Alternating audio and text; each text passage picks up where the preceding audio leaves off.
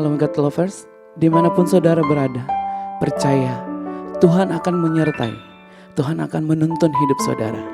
Mari pagi ini hampiri tahta kudus Tuhan melalui pujian ini.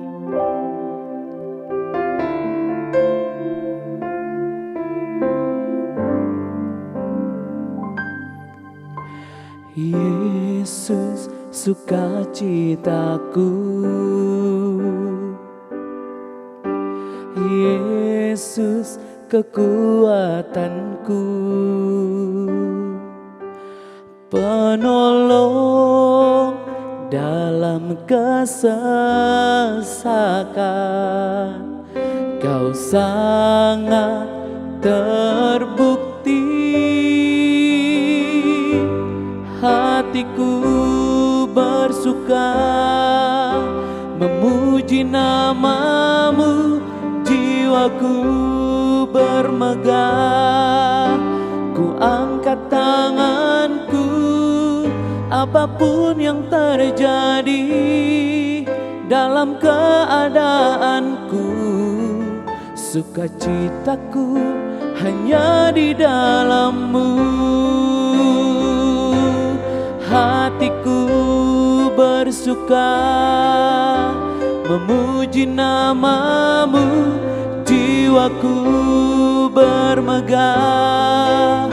Ku angkat tanganku, apapun yang terjadi dalam keadaanku, sukacitaku hanya di dalam-Mu. Apapun yang terjadi dalam keadaanku, sukacitaku hanya di dalam-Mu.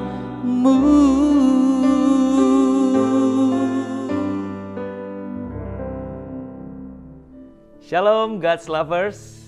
Jumpa lagi bersama saya Randy Chandradinata di dalam program Words from Heaven. Tidak terasa kita sudah sampai di part terakhir dari tema Real Love kita.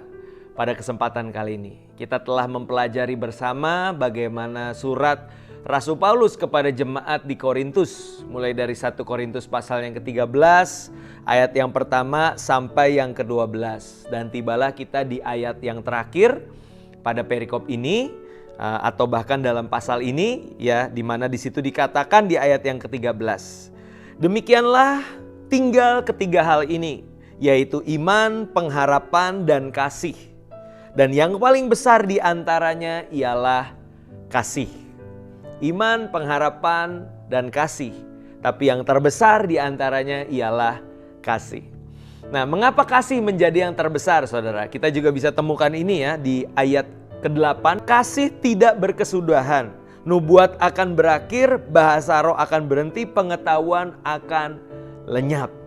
Kasih tidak berkesudahan.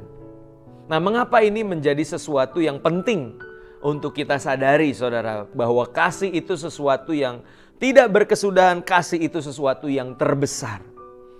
Karena gini, ketika Rasul Paulus menjelaskan akan ada momennya, akan ada masanya di mana kita berjumpa muka dengan Tuhan.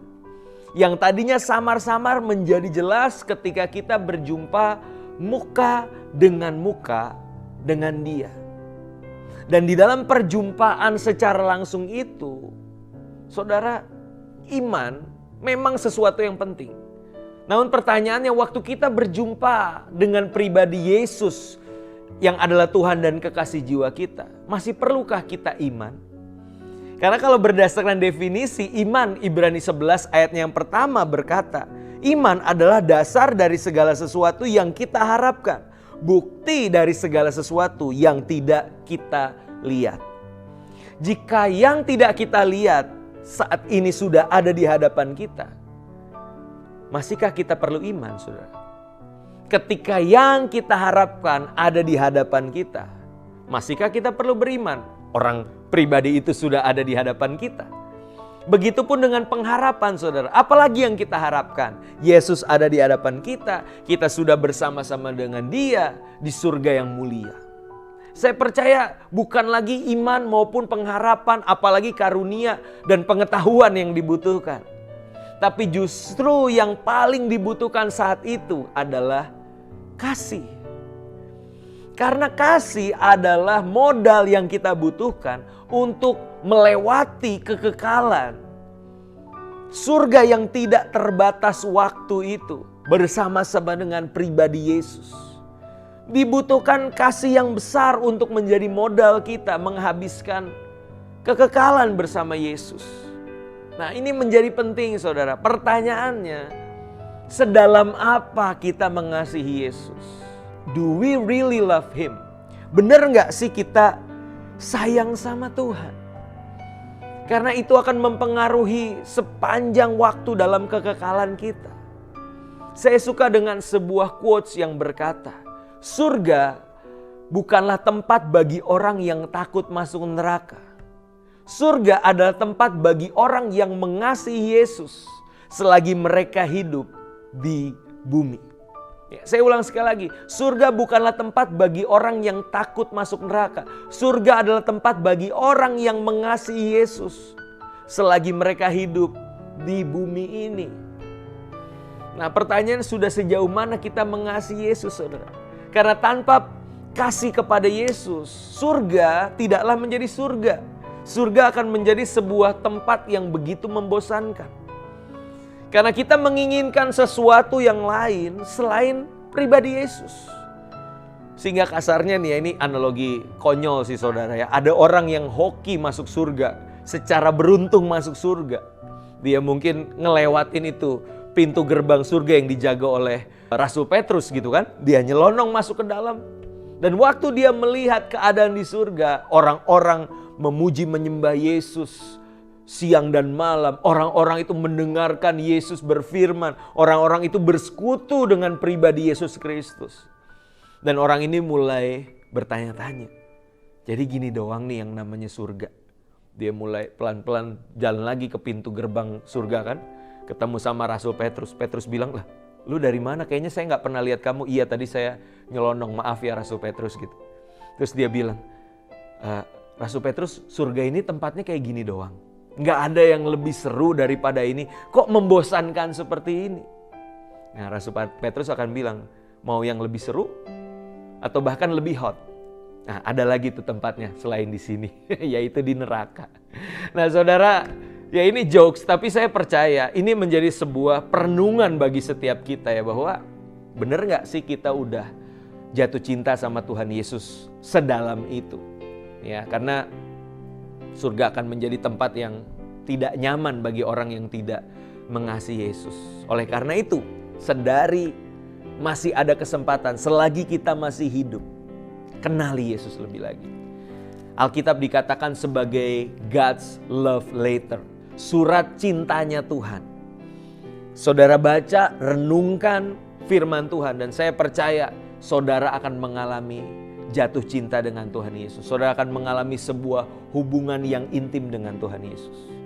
Sehingga kapanpun saudara Tuhan Yesus datang kembali atau Tuhan panggil kita, kita siap. Karena hati kita sudah terpaut kepada Tuhan dan kita siap menghabiskan kekekalan bersama Dia yang adalah kekasih jiwa kita. Amin. Mari kita satu dalam doa. Bapa dalam surga, kami sungguh mengucap syukur untuk kebenaran firman-Mu Tuhan, khususnya di tema Real Love ini. Di akhir tema ini kami kembali diingatkan bahwa modal utama kami ketika kami akan berjumpa dengan Engkau secara pribadi, muka dengan muka. Kami akan menghabiskan seluruh kekekalan bersama dengan Engkau. Dan satu hal yang paling kami butuhkan, yang utama dan terutama, yaitu kasih. Biar Tuhan dapati hati kami penuh dengan kasih kepadamu.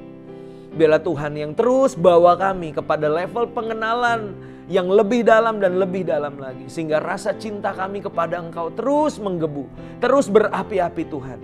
Sehingga kami siap untuk menghabiskan kekekalan bersama dengan Engkau.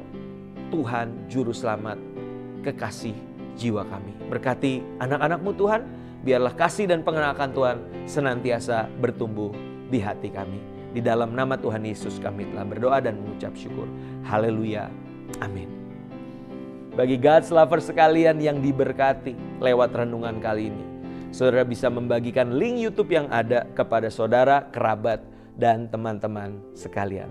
Sampai jumpa di Words from Heaven berikutnya. Tuhan Yesus memberkati.